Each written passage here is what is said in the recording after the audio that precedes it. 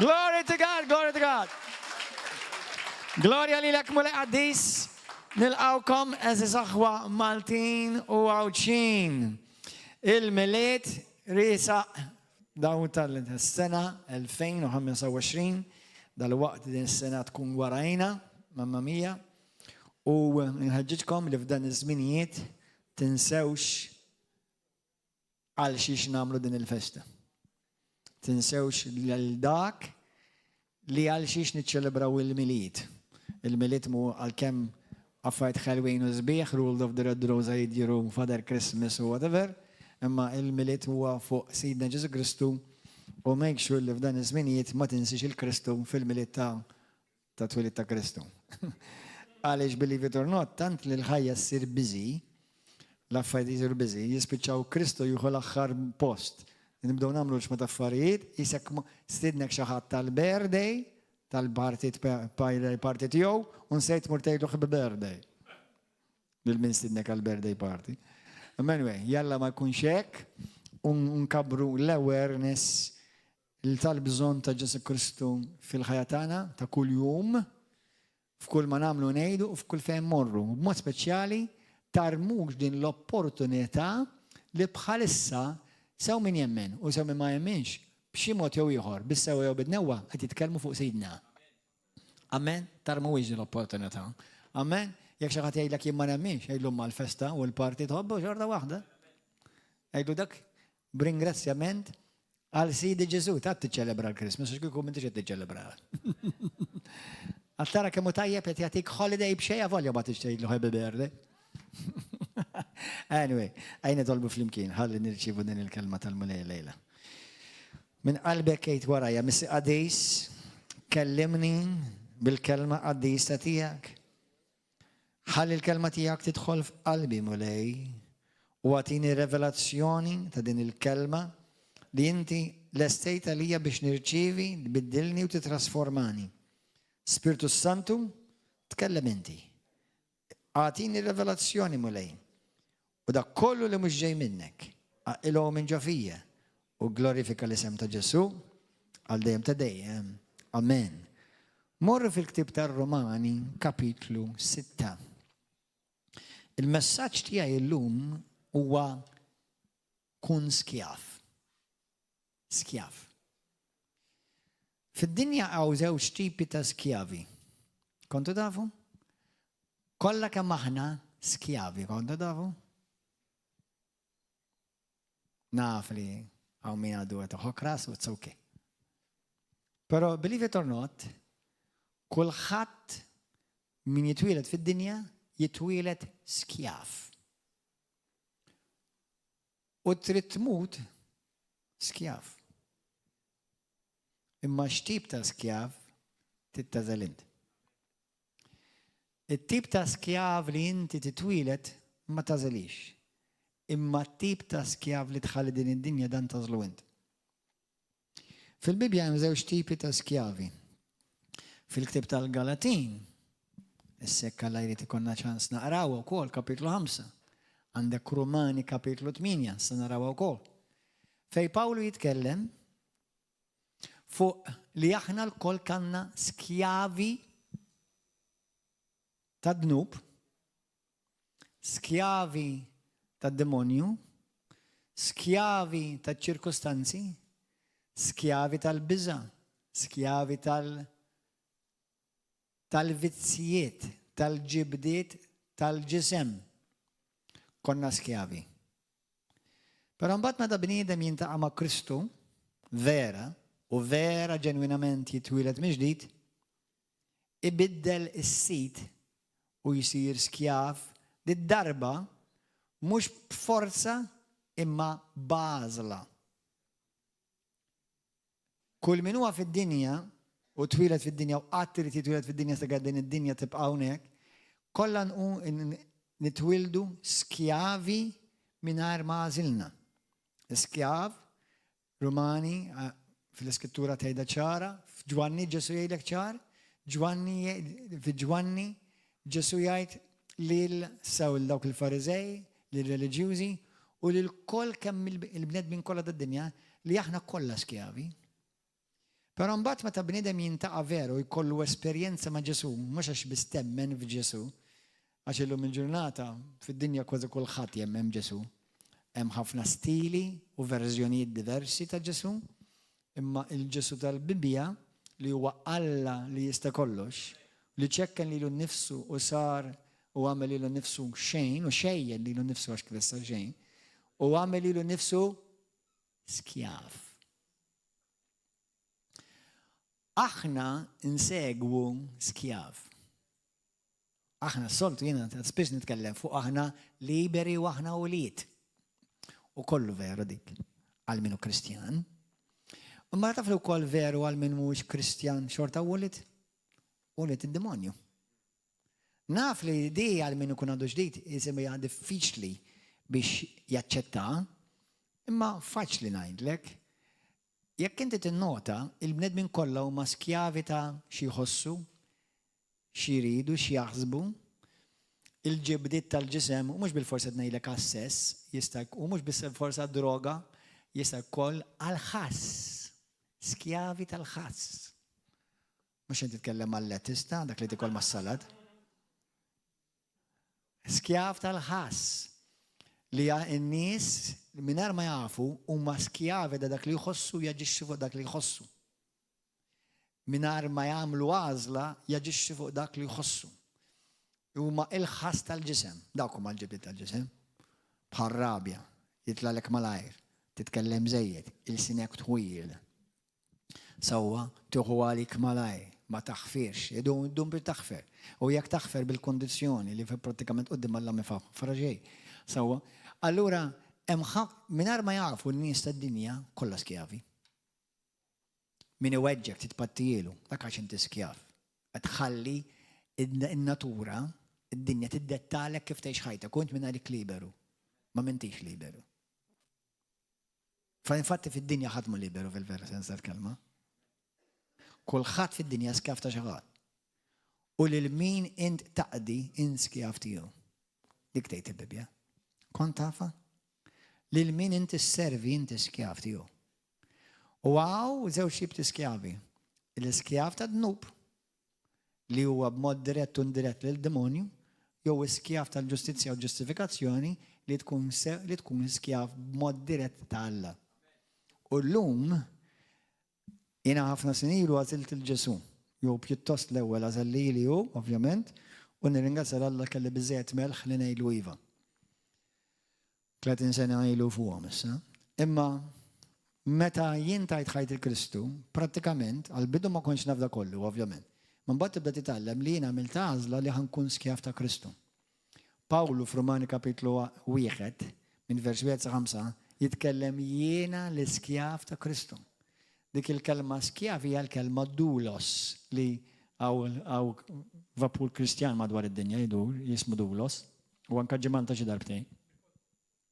Tal-kodba huwa vapur missjonarju. Imma il-skjav ta' Kristu huwa skjav bażla personali. Bażla personali. Ħammur fi ktib ta' ħanurikom my top number 1 most favorite scripture in the Bible. L-iskrittura number 1 l-iktar favorita tiegħi. Rumani kapitlu 5. Qabel ma mmorru kapitlu 6.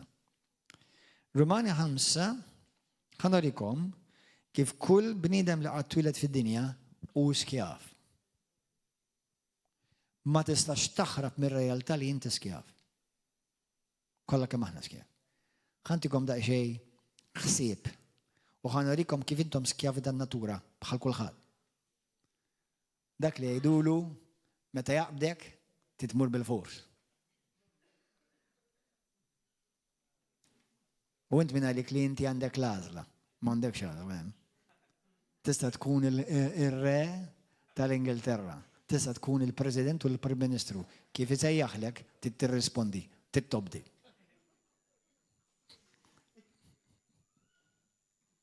Tara kif inti skjav? Is the truth. Ħanejdilkom. Il-fatt li inti tobdi ringrazzi lill-Alla. Għax minn għandu ċertu mart ma jistax.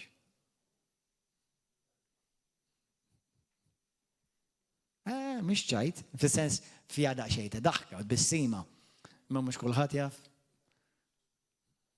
Mhux kulħadd, dik hija natural, in-natura jekk taħdem mod tajjeb, dik hija natura. U Alla ħalaqa għal ġid tiegħek biex inti ma ġġorx il-ħmieġ. Il-ħmieġ tarmih barra. Ma kull ma hemm naturali hemm il-parallel spiritwali. Il-ħmieġ naturali jikmandak in. Jikmandak. Il-ħmieġ spirituali tikmanda int. Il-ħmieġ naturali jikmanda lilek. Il-ħmieġ spirituali tikmanda int. Qed nitkellem bis-semafori. Mhux semafori xejdulhom, il-metafori. Semafori tad-dawl. Is-semafori il-traffic lights. Skużawni bħalissa x'qed ngħix fil-tliet realms differenti. L-Italja, Malti u Ingliż. Halleluja. Rumani 5 ismawa kemm kull bniedem huwa skjav. Għalhekk bħalma kien permess ta' bniedem wieħed vers 12. Fid-dinja daħal id-dnub u permess ta' dnub il-mewt. Kollha kemm intom u jien inkluż. U l-ġenerazzjonijiet miljuni li qatt tgħixu fid-dinja u qatt li qed tkun hawn sakemm id-dinja tieqaf hawn u tkompli żejra. Id-dnub ikkmandhom il-mewt kmandatum. Skjaf. Taf li meta inti tkun vera bniedem tal-la il-mewt ma tibqax tikmandak? Sa ċertu punt. Issa ngħidlek għaliex go. Għaliex meta bniedem vera bniedem ikun ta' Kristu mhux għax imur il-Knisja. Għax bosta jmorru l-Knisja u jmorru jpoġġu fuq siġġu imma qatt ma sabu l-Kristu. ħafna jinsabu fi Knisja, imma ftit jinsabu fi Kristu. Tħallatom xi tnejn dawk, mhux kull min huwa fil-Knisja huwa fi Kristu. Imma kull min huwa ġenwinament fi Kristu suppost huwa fil-Knisja. Imma meta inti verament fi Kristu, il-mewt tilfet il-qawwa tagħha minn fuqek u issa tibda tgħix għal Kristu u ma hawnhekk tuni ċans ħanfehmkom. Grazzi Spiritu Santu. Mbagħad ma tibqax tikkontrolla il-mewt. Tlesti ħajtek, twettaq il-pjan tal-Alla fuq ħajtek u meta inti tkun l-estate li Alla x-xogħol li għandu għalik, Alla jsejjaħlek u kull ma tagħmel transfer. Mhux tmut. Fit-testament il-ġdid, il-Kristjan jekk tinnotaw qatt ma jmut. Kull ma jkun hemm huwa biss transfer. Għalhekk l-Iskrittura tgħidlek il-mewt u d-dnub ma jibqgħux jaħdmu fuqek. Amen? Jiena nista' ngħidilkom jiena appoġġejt taħt bniedem tal-Alla u nirringrazzja l-Alla għalih u jiena onorat li Alla sejjaħli biex impoġġi taħt ir-raġel u nitgħallem taħtu 10 snin qabel ipprofetizza kif ħajmut u meta ħajmut. U kif ipprofetizza meta l-ista xogħlu dak li profetizza 10 snin wara seħħ eżattament kif kien jgħid. Għal jiena ħankun lest madwar 10 snin oħra u ħankun lest biex immur ħdej missieri mis-sema inqum filgħodu ninħasel, għaxar il-leħja, nieħu il-breakfast favorit tiegħi. Ummu. Hekk kien jgħid. 10 snin sar wara. Nħasel, libes is-sut għax kien jgħid is-sut. Ħal breakfast, poġġa bil-qiegħda. Kien kellu vizzu jagħmel hekk ara, hekk kien ipoġġi. Ħares lej il-mara, ħares lej fuq, u baxxi rasu.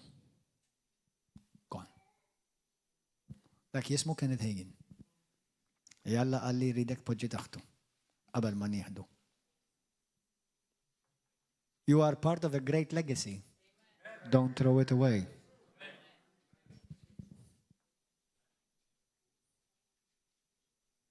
Don't throw it away. Hallelujah. Anyway, u permess ta' dnub il-mewt. U hekk il-mewt laħqet il-bnedmin kollha.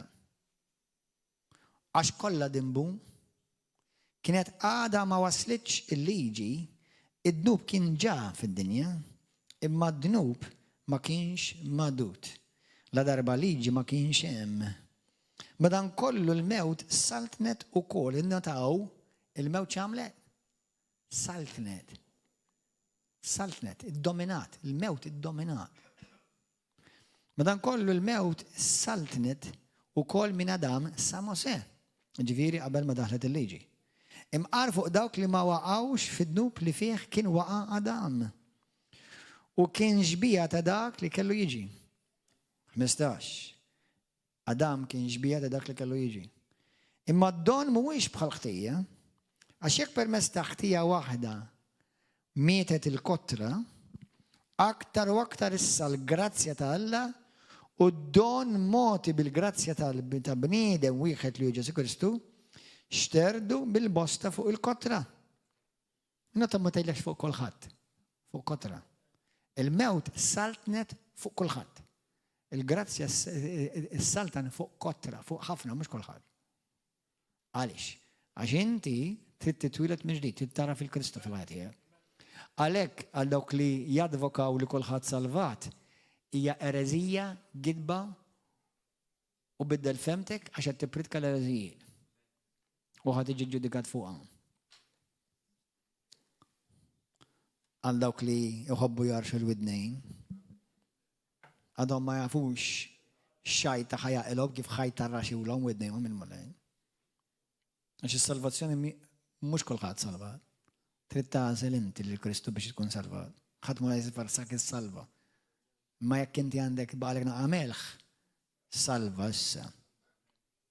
Għażel lil Ġesu. U d-donon asmaw bħal frott ta' dak li wieħed li d-dineb.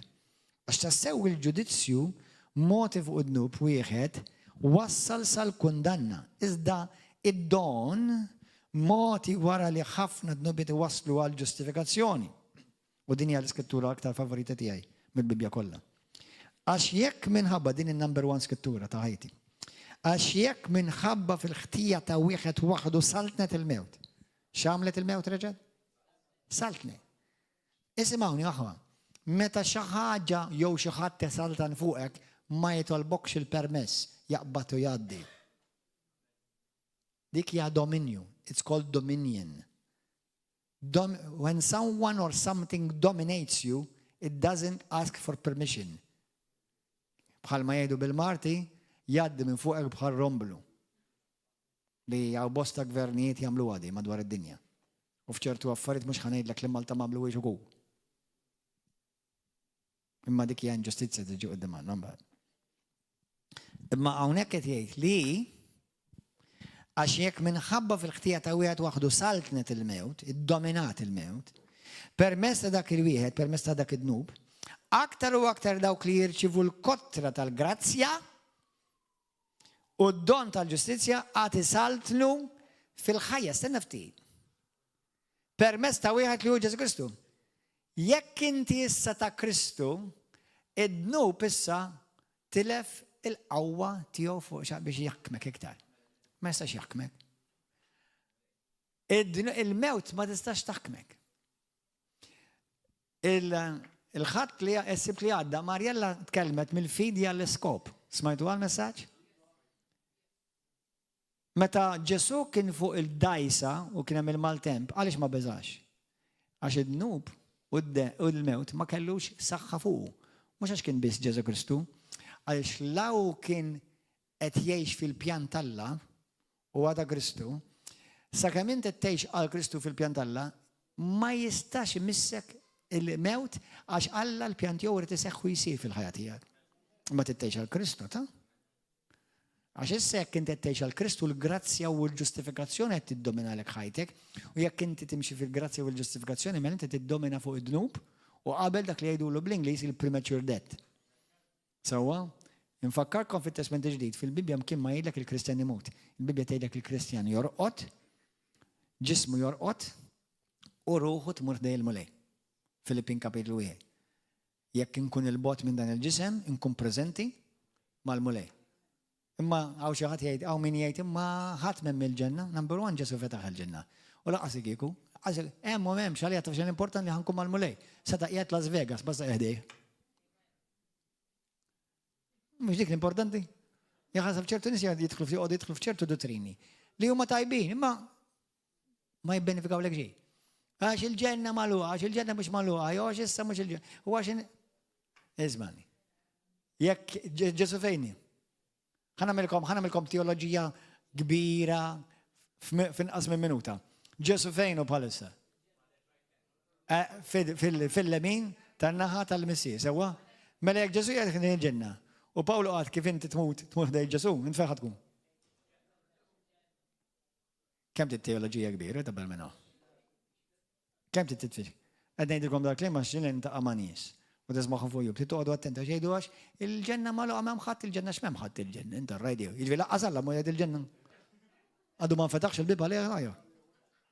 Inta rajdi. U plus il-bib jismu Ġesu Kristu. Jien il-bib ta' Halleluja, amen. Għada ġab xi bal il-mulu. It's so easy. It is so easy. Alla qed il-ġenna. Ġesu qiegħed il-ġenna, qiegħed fuq id-naħa tal-lemin tal-miżjir miegħu. U meta tmut inti Filippin kapitlu 1 minn vers 20 sa 23 tgħidlek li meta tmut u anke fit-tieni Korintin kapitlu 4 kapitlu 5 tgħidlek inti kif tinżel minn dan il-ġisem inti tkun fil-preżenza t'Alla. Mela Alla qiegħed il-ġenna, Ġesu qiegħed il-ġenna u inti tkun fil-preżenza t'Alla. Fej. Għax ħanedilkom ħaġa. Din hija dottrina falsa li jgħalmu x-xhieda ta' Ġehovah u anke b'kull rispettu mħabba is-Seventh Day Adventist. U għaziz kattolċi Romani, le, m'hemmx purgatorju, ma għall-imkien ma għalek tmur il-purgatorju.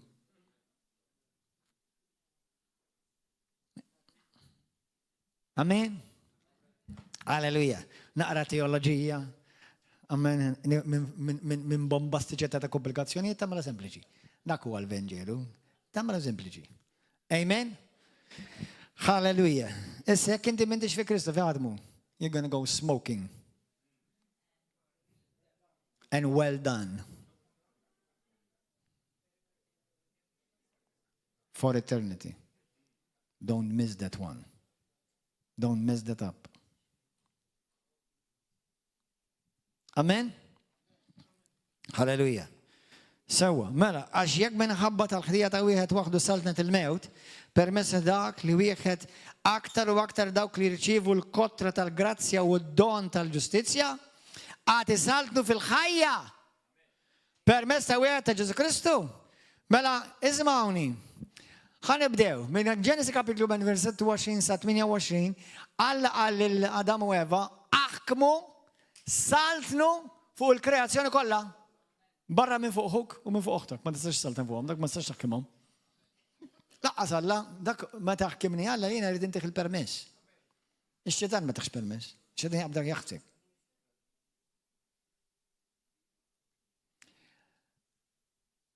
Iva, aħna wkoll hemm il-Bibja tal-libna fuq is-sottomissjoni lej Alla u lej l-awtorità tal-Alla, iva dik ukoll. Imma dik tittamela willingly minn qalbek, ma tistax ħadd jista' jisforzak. Amen? Bħalma jiena sottomet lil Alla u nissottometti lil dawk ta' fuqi. Dak willingly. Imma jiena naf jekk jiena nirrebella tgħid dawk ta' fuqi, il-Bibja tgħidlek bl-aktar ma ċar Rumani kapitlu 13 minn 1 sa 10, inkont nirrebella kontra Alla. Avolja huwa bniedem ma kontra Alla tagħmel. Alla tgħidha inti kontra tiegħi taħodha mhux kontra l-pastor jew l-apostol jew ħaġa.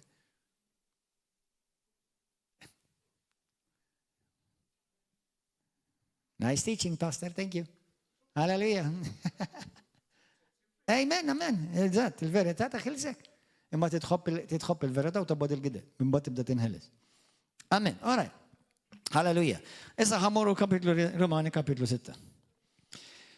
Il-lejla xtaqt inkellimkom fl-ispirtu tiegħi ma lej poġġi li dil-kelma li apparti li aħna skjavi tal-Alla, aħna skjavi li issa niddominaw ma' Kristu għaliex nirringrazzja Alla tagħna l-grazzja u tafa fuq dan il-ministeru dilka li naraw bosta nies inħelsu mix-xitan.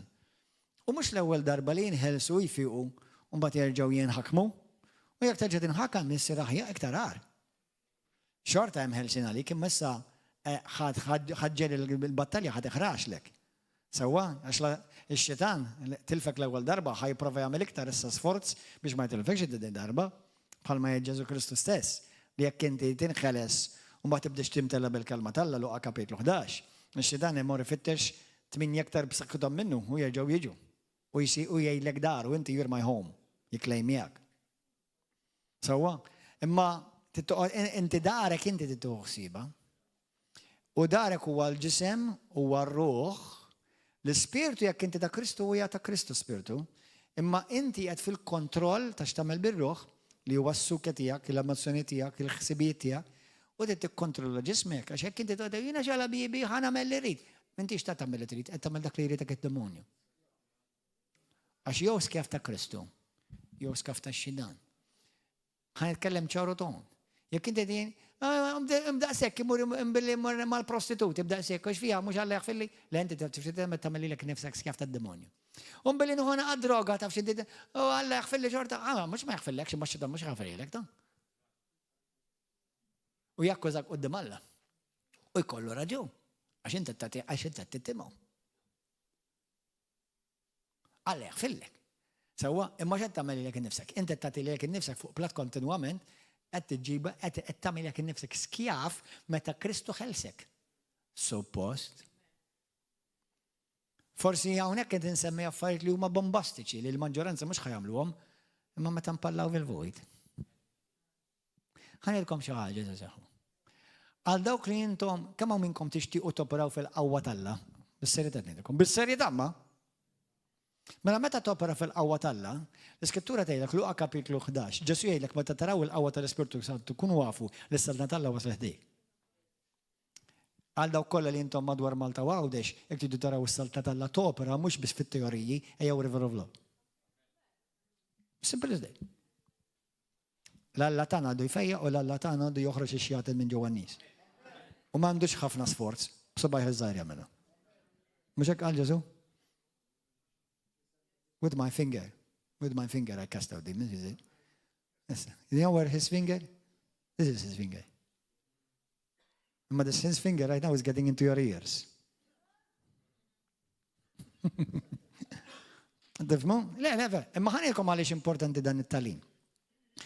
Għaliex nintaqa' ma' bosta Kristjani li jgħidu li qed nistragilja mad-droga, mal-pornografija, ma tpaċpiċ parole fil-vojt, Facebook inclus, illum ukoll għandna avenues oħrajn, il-TikTok u għandna l-Instagram. U il-biċċa xogħol taf x'inti tagħmel inti. Inti dak il-ħin li qed ikollok carnal burst. Tinfex fil-ġisem, f'xi ħaġa.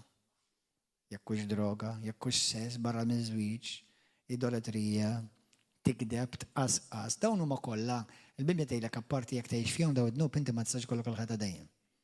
Issa nfakkarkom, ħanitikom biċċa ġodda, ħanitikom biċċa l-ħames stess.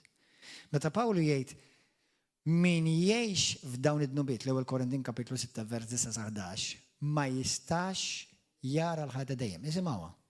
Il-ħajta dejjem mhux biss il-ġenna, il-ħajta dejjem jiġifieri inti ma tistax esperjenza l-ħajja li Alla għandek fil-din id-dinja.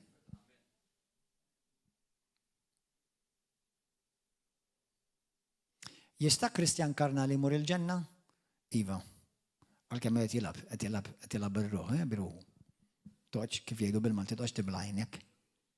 Imma iva, karnali Kristjani karnali jeżistu u Pawlu jitkellem fuqhom li għalkemm għadhom ta' Kristu imma jimxu karnalment. Imma ħanilkom ħaġa.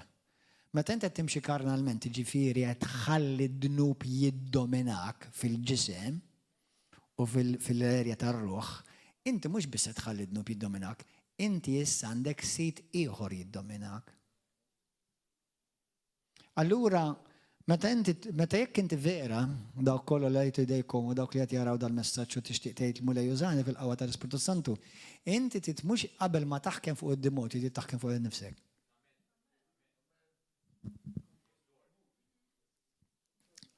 Għabdu din, nisimgħu sew, ftu widnejkom 3 luma, 1, 2, 3.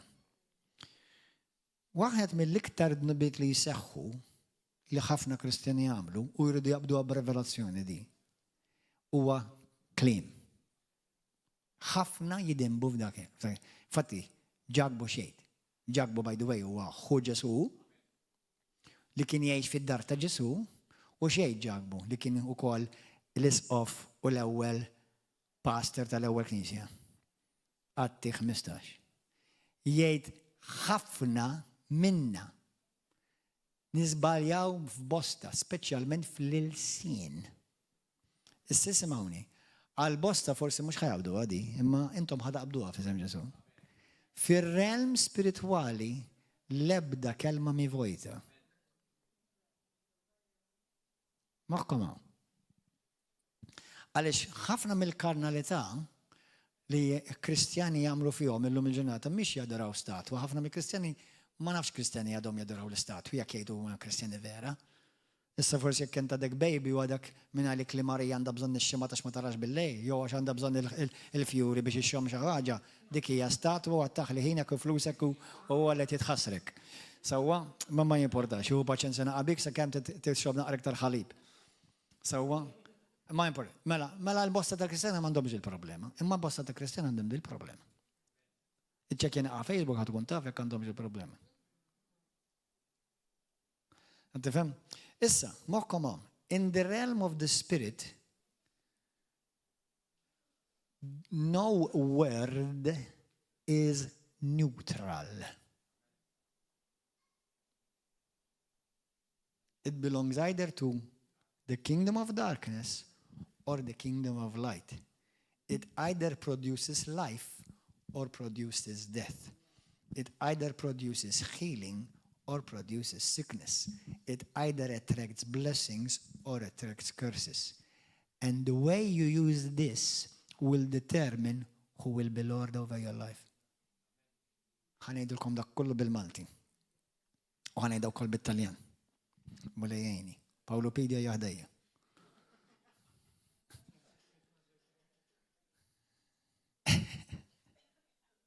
U le, vera ġahdejja.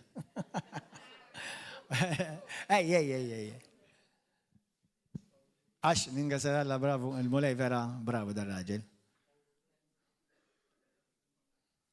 Grazie, le, vera bravo, għamlu bravo. Amen. U sar iktar bravo kamilu jiġi, sar il-mulej u ġi River of Love, jommek sar bravo ktar. Mela, fil-realm spirituali, simone, fil-realm spirituali, mem lebda kelma neutrali. Bomba taqbel di. Fil-realm spirituali, mem lebda kelma neutrali. Fid-dimensjoni spirituali, mem lebda kelma neutrali. Jew tipproduċi ħajja, jew tipproduċi mewt.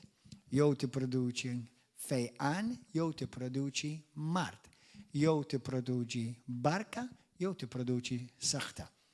Skont x'joħroġ mill-fom tattiva fuq ħajtek lim sit qed titkellem skont dik is-saltna. Mela, bit-Taljan. Switch, Google Translate. Mela, nella dimensione, ascoltate bene carissimi fratelli e sorelle dalla Puglia, da Modena, da Trinitapoli, da Barletta, da Bari, da Margherita, ascoltate bene.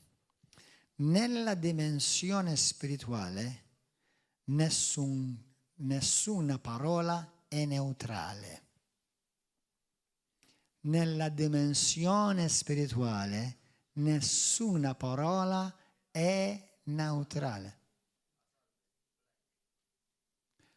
O attira benedizioni o attira maledizioni. O attira vita o attira morte. O attira guarigione o attira malattia, maledizione, malattia. Tindunaw intom ġem il-kelma maledizione, taf xi tfisser intom? Sapete che significa maledizione? parlare male. Diction, to dictate evil. Now, many Christians, molti cristiani, dettano male, parlano male e malediscono se stessi. They curse themselves.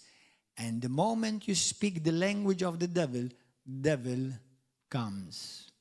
And then you want to come for deliverance.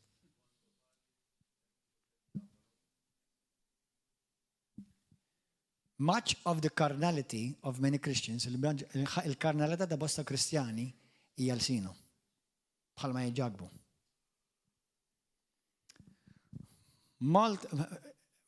La maggior parte della carnalità di molti cristiani è la loro lingua. I am saying this għednej dal-affet bit-Taljan għax Taljani jiseguna u forsi jaqbdu għad il-bicċa għaxem ħafna bżon jisimawa. In the spiritual world, do you know that everything that we see is made of words? Everything you see is was made by words. Kull ma tara inti kien creat min klim. Ogni cosa che tu vedi è stato creato da parole dettate. God spoke and it was. Alla tkellem u ġi kreat. Dio parlò e si kreò. Għaliex qed ngħid dak li importanti. Hemm ħafna x'nistgħu ngħidu. Għaliex inti ma tistax tiddomina fuq ix-xitan meta ma tistax tiddomina qas il-żienek.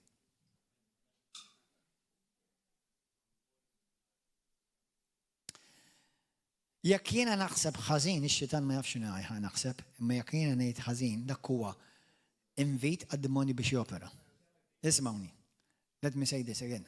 There's a lot of revelation coming. Ascoltate bene, ismaw se.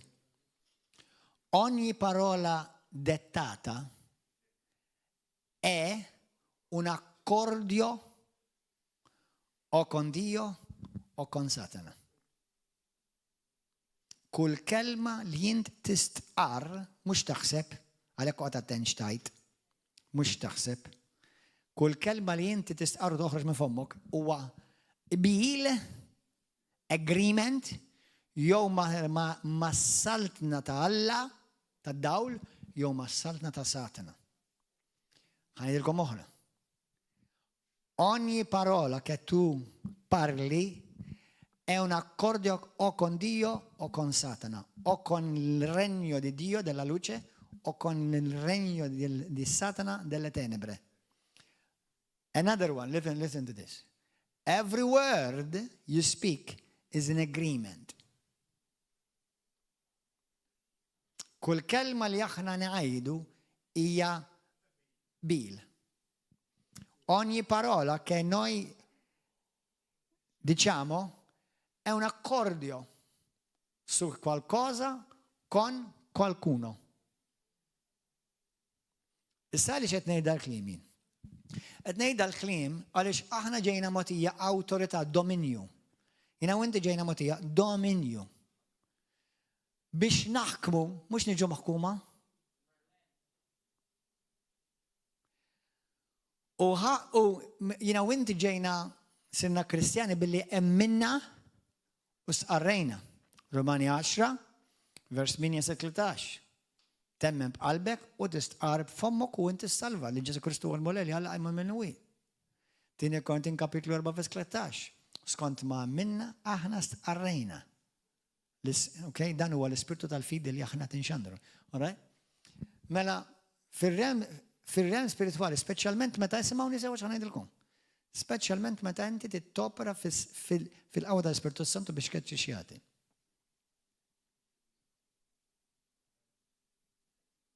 I'm giving you some very deep and very high revelation for you to live in dominion. Għad intikom naqa revelazzjoni laħam biex intom teħxu f'dominju.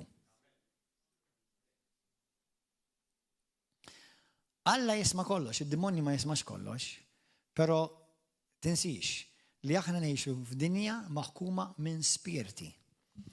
U x-xitan Jina u inti intuħ il-permess jaħdem f'ħajtek jew le. U Alla tak l-awtorità tiegħu kollha, tak il-qawwa tiegħu kollha biex inti tiddomina f'kull settur ta' ħajtek, f'kull settur ta' ħajtek.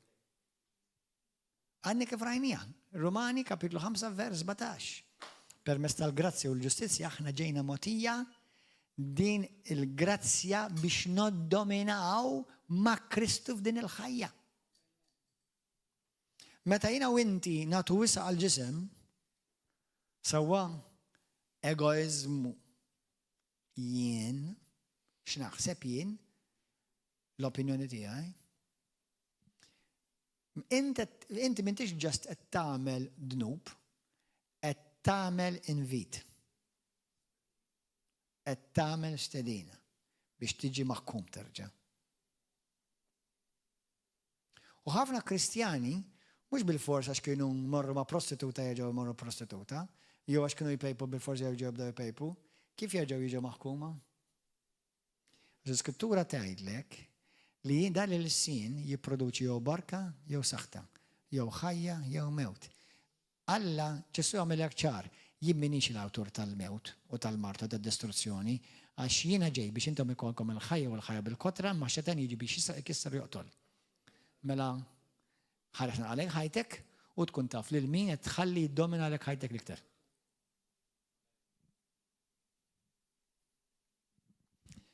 U meta Alla jibda jużak biex inti tara l-qawwa tal-Alla topera, l-qawwa tal-Alla dejjem topera l-ewwel tirrilisja l-kelma u l-Ispiritu Santu jaħdem. L-qawwa tad-demonju l-istess ta'.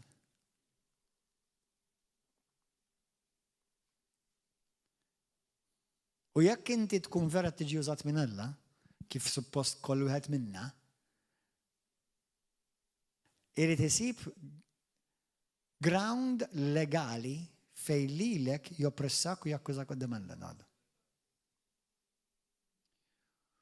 U imma dan m'għandux ikun għax jiena u inti ġejna mogħtija awtorità suprema biex ngħixu ħajja nissuperaw u niddominaw.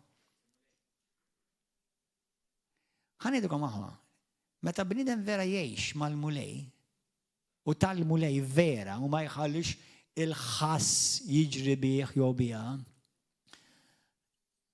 ma jħallix l-emozzjonijiet telbek, ma tħallix il-jien jiddettalek ħajtek għax inti issa m'għadekx tiegħek bħala Kristjan.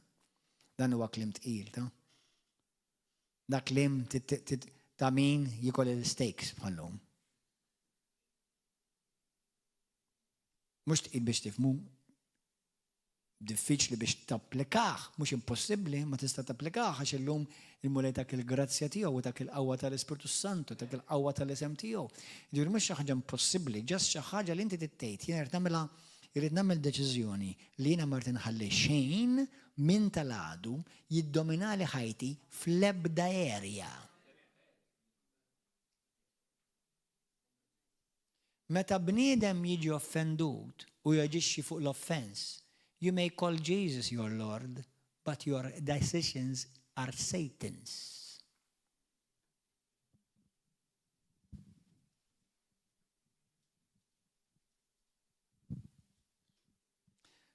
Quando un uomo riceve un'offensiva, un'offesa, quando una persona riceve un'offesa, Ġesu għalinna l-offesi ħajġu.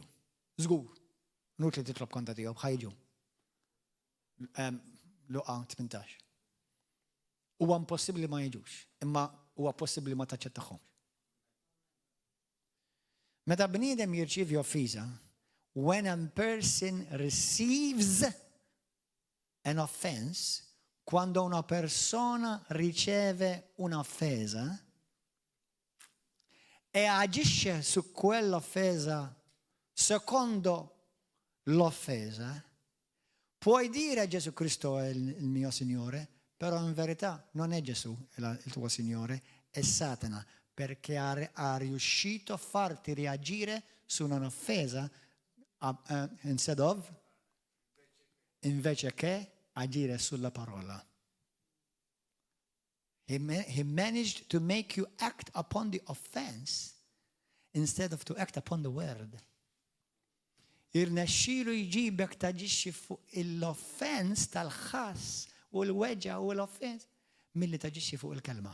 U għattejt il-Ġesu Kristu huwa l-mulej, ma Ġesu mhux il-mulej. Inti għamilt il-Satana tajtu l-ikel, kielu u kellila b'kollox. A man and a woman of God will never make a decision based on a hurt or an offense. I know that's high calling. I know that's a high calling. Never. Never. Un uomo e una donna di Dio vera non fanno mai una decisione a base su una offesa. Mai. Agiscono sempre e solamente su quello che c'è scritto. Solo. Why? Għaliex? Because as we're about to read, when we read it, għax dak fuq ħanaqraw, jekk ma tanaqrawha, Romans kapitlu 6, tgħidlek you are dead to yourself. And sin cannot reign over who is dead. Satan cannot reign over who is dead. Satana non può regnare su chi è morto. Satana ma jistax jirrenja u jiddomina fuq min huwa mejjed. So what do we have? We have we have many, I am the Lord, the God who I serve. Not the great I am. I am. This is a high calling.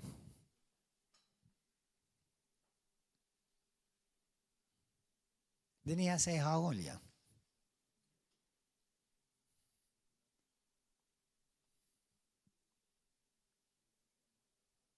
È una chiamata alta per chi veramente vuole camminare in dominio con Cristo in questa vita, non nel paradiso.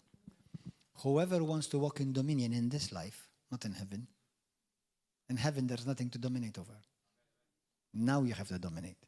Fil-ġenna m'għandek xejn fuq xiex tiddomina, issa tiddomina. In paradiso non c'è nessuno e niente su cui puoi o avrai bisogno di dominare. È qua che hai bisogno di dominare, sul peccato e sul regno delle tenebre, su Satana. Però se cammini in Cristo, solamente agendo sulla parola, dominerai tutte le tenebre. Jekk taġixxi biss fuq il-kelma talla u fuq jgħid Kristu tiddomina fuq id-dlamijiet kollha. This is your calling, people. Not an apostle's calling, your calling. Din mhix is-sejħa tal-apostlu, din is-sejħa tiegħek ta' kull Kristjan. Questa non è una chiamata speciale per un apostolo o pastore, questa è una chiamata per ogni figlio e figlia di Dio. Amen? I believe I'm releasing certain things in the realm of the Spirit that is shaking a lot of foundations. Nemmen li għed nirrelisja bil-Spiritu Alla ċertu fondazzjonijiet fid-dinja spirituali. You want to live in victory? Tittejx fil-vittorja? Taf li Kristu jridek tgħix fil-vittorja ant? Mhux tiġi msawwat l-ewwel hemm.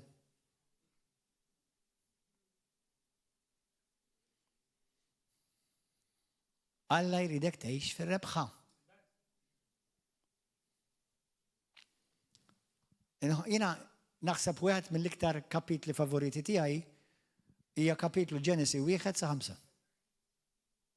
Għax fiha mid-dottrini kollha tad-dinja tal-Bibja. Satana irnexxielu jiddomina fuq Adam u Eva fil-perfezzjoni tal-ġenna b'deċiżjoni waħda. Għax imxiet b'dak li rat u b'dak li ħassu. Minflok ġixxiet fuq dak li Alla għallu. L-istess tal-lum. Xi kultant aħna b'ċajta ngħidu ma kienx Eva jew Adam kont ħanamilha l-Eva l-ammur il-ġenna. Ħanejlek ta' inti ħadd tagħmilha xejn. Għax int bħala tagħmel kuljum. Ħanejlek, inti ma tagħmilx xejn. Ħanejlek, inti ma tagħmilx xejn. Ħanejlek, inti ma tagħmilx xejn. Ħanejlek, inti ma tagħmilx xejn. Ħanejlek, inti ma tagħmilx xejn.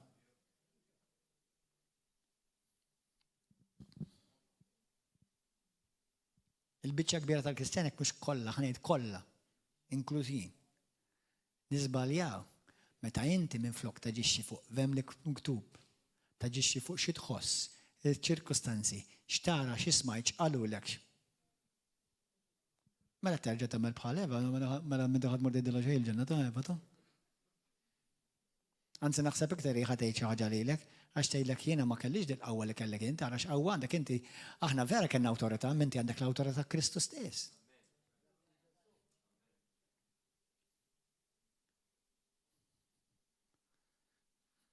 Dawk kellhom l-Alla jgħix magħhom, aħna għandna l-Alla jgħix fina.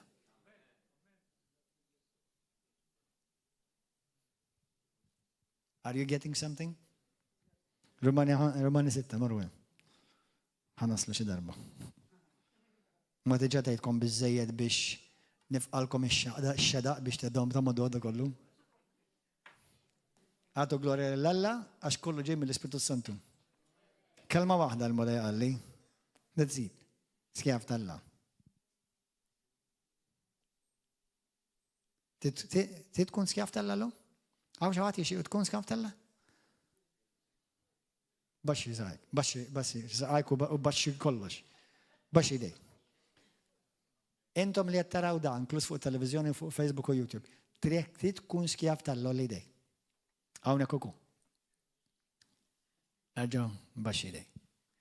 Issa, qabel ma terġa tal-idejk, aħseb għazir. Trid tkun skjaf tal-Alla? Dalli Alla jirrikjedi minnek. X'taħseb inti, x'idillek inti u xi tħoss inti. Kollu jitimut, jrid jindefen illum. Imma mbagħad tibda tgħix vera l-ħajja abbundanti. U mbagħad issir teddida li kull meta tqum fil-għodu int, sata jkollu jagħmel, satana jkollu jagħmel id-dajarija kif tqum int. Dejjem in Jesus' name. Għax fid-dinja spiritwali għalladu inti tidher Kristu ieħor, kont tafa jew le?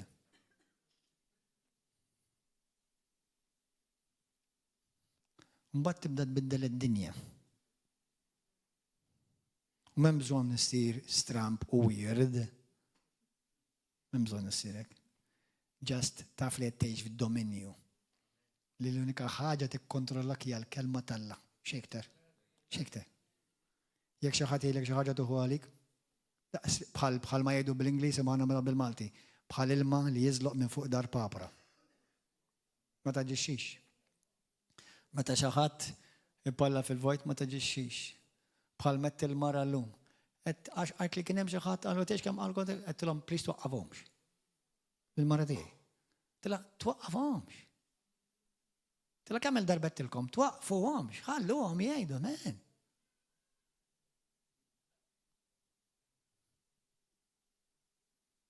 Min jgħid kontra tiegħek taf x'qed jgħid? Kemm qed tagħmel affarijiet, kemm qed tagħmel differenza, kemm qed tagħmel effett, qed ittini fajni mela ħanti ħanejt kontra tiegħek. They're confirming your success. Let them keep doing it. Qed jikkonfermaw is-suċċess tiegħek da. Ara fuq Zeppi tal-gazzetti ħadd ma tgħifu. X'ħadd ma jafu. U ma tagħmel ebda differenza.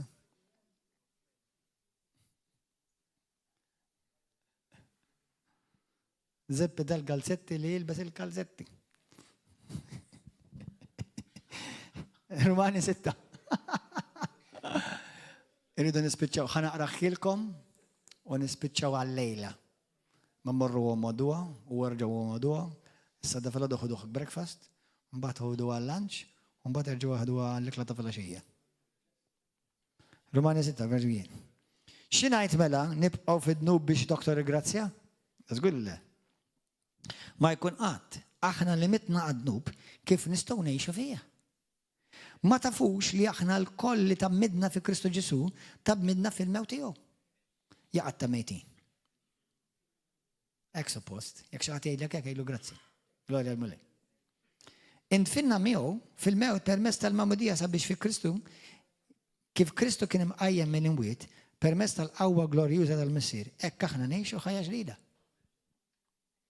Ekk aħna ngħixu ħaġa ġdida. Ma tistax esperjenza l-ħaġa ġdida jekk l-ewwel ma tmutx.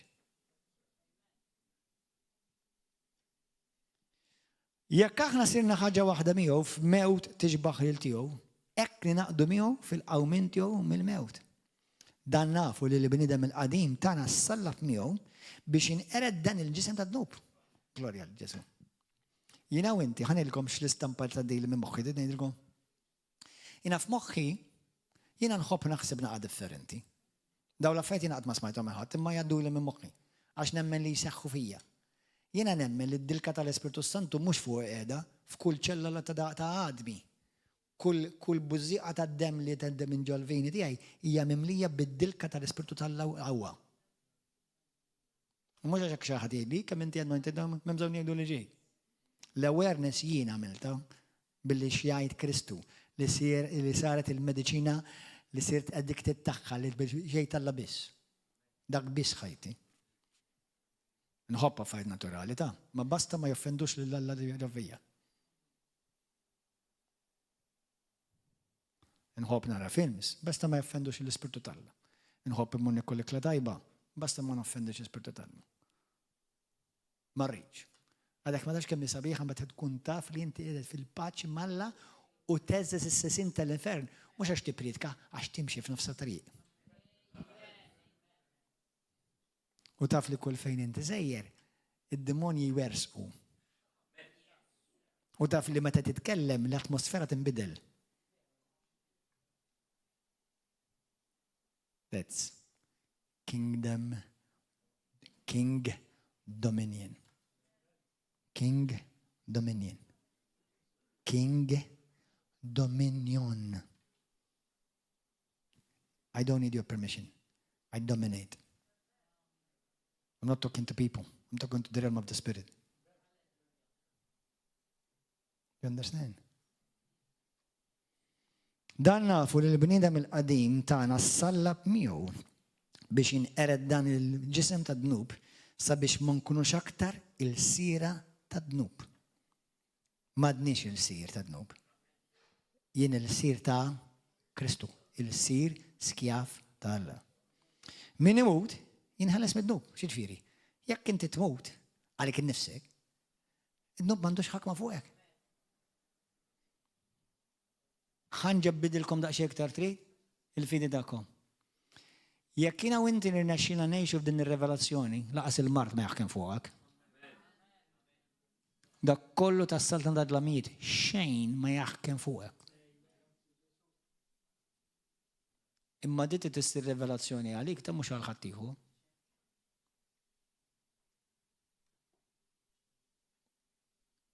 Issa, ma nistax ikunu boloħ, jgħid jiena l-mart ma jaħkimx fija, imma mbagħad ġismek ma ħsibu, tikol qisek ħanżir. Vera fit-testament il-ġdid xorta tista' tiklu l-ħanżir, imma almenu tikolx bħal ħanżir. Min imut jaħles mid-dnub. U ħanejda xi ħaġa hawnhekk ħanilbes aqallijiet bil-imħabba. Hawn Kristjani, inkluż ministri tal-Alla li jħobbu lil Alla. Ma permess li m'għandhomx ir-revelazzjoni li suppost id-dnub u laqqas li kell m'għandu suppost jaħkimhom, għandhom ċertu peace li qed iżiduh mhux għax qed jikbru, għax qed jieklu bħala ħanżir u m'hemmx kontroll fuq l-ikel. U l-Bibja tgħidlek li Alla ma tani spirtu ta' biża', ma tani spirtu ta' mħabba, ta' qawwa u ta' kontroll ta' dixxiplina. U ċertu Kristjani għandhom dixxiplina fuq is-sigaretti u fuq id-dnub u fuq is-sessu. Ma fej jiġi għall-ikel, nisawa kollha d-disciplina, u ma jaħdux sibloni fuqhom. U mhux qed ikunu testimonjanza tajba, u xud minnhom huma fuq il-pulpiti.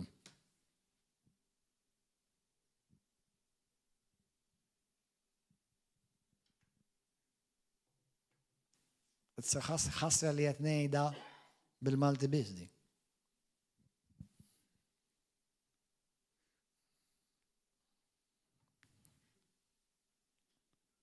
Silent night, holy night, all is calm, all is bright. Jekk aħna mitla ma' Kristu, nemnu wkoll li għad ngħixu ma' Kristu. Nafu li Kristu għammel l-inwiet u ma jmutx aktar. Il-mewt m'għadix taħkem fuqu. Il-mewt ma taħkimx fuqi. Il-ħamma ma taħkimx fuqek f'isem Ġesu Kristu. U li miet mid-darba l-dejjem għadnub. U issa li qiegħed jgħix għal Alla. Ekku ukoll intkom għandkom tqisu lilkom infuskom mejtin għadnub. Bħal Kristu. Iżda ħajjin għal Alla fi Kristu Ġesu, bħal Kristu Ġesu. Tħallux mela dnub isaltan fuq dan il-ġisem tagħkom li jmut u toqgħodu għal ġibdiet tiegħu. Anqas ma għandkom tħallu l-membri ta' ġisimkom isiru għodda biex tagħmlu l-ħażen għas-servizz għad-dnub. Imma offru ruħkom lil Alla bħala nies li reġgħu mill-mewt għal ħajja ħalli l-membri ta' ġisimkom isiru għodda il-membru. Subajk, dufrejk, xikoltan Nikol naqal għodda tiegħi. Dufrejk, xarek, kull membru ta' ġismek, għalhekk il-membri organi sessuali tiegħek toffrihom mill-Alla wkoll. Ħalli dak jekk hemm id-dnub tal-perverżjoni tas-sesswalità ma jaħkimekx iktar dak id-dnub. Kull membru ta' ġismek tista' toffrih l-Alla. Isma' billi tgħidlu mulej ħana offri li patatti u whatever, mhux ħaj skandalizza ruħew, u krajajilek, u ilu l-ara qabel ma rajta jien. Mhux vera jew. Halleluja, mhux huwa mela? Halleluja, jgħidlu grazzi mulej. Imma offru ruħkom, ħanajlek, imnalla kien dik, għax li għamlet nifhamus jew Malta. Dwar il-mulej. Imma offru ruħkom lill-Alla bħala nies li raġgħu mill-mewt tal-ħajja. Ħalli l-membri ta' ġisimkom isiru għodda biex tagħmlu tajjeb għas-servizz ta' Alla għall-ġustizzja tagħkom. Għax lilkom id-dnub m'għadux jaħkimkom, ħana mela personali di, by the way jgħid għalija, ma nafx ikku xejn għalikom ma jgħid għalija. Għax li l-dnub m'għadux jaħkimni, glorja lilek mulej għaddejs. Għax la darba jien m'għadniex ngħix taħt il-liġi, immissa jiena ngħix taħt il-grazzja. Taħt il-qawwa soprannaturali tal-Alla li minix kapaċi li ta' din il-qawwa biex ngħix dak li fin-natura għal m'għandix il-qawwa biex nagħmel, imma l-grazzja tal-Alla tgħid il-qawwa biex nagħmlu. Halleluja!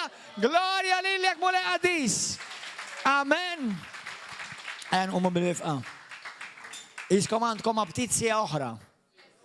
Vera, tinħossa. Imma lejla għandkom biċċa laħam u nistajdilkom mux biqżis, glorja l-mulej ma kellix nota waħda, kollu ġej mill-ispirtu. Li jena l-mulej jaħdem ħafna miegħek, mhux l-ewwel darba jkollu xi preach nirċivija f'ħolma. Dik hija xi ħaġa li l-mulej għamelili. Halleluja. Għaw xi ħadd illejla jgħid pastor dal-messaġġ kien għalija. Holiday. Issa x'ħadd tagħmel fuq? X'ħadd tagħmel fuq għax kif toħroġ minn dak il-bib u toħroġ minn dak is-siġġu li ntbilqa fuq, ħanejdlek ħajibda jħabbatlek id-dnub. Lejra, paroli fil-vojt, tqasqis, gossip, xtara, x'tisma', xi tħoss, x'taġixxi fuq dak li ħajkollok tagħmel deċiżjoni.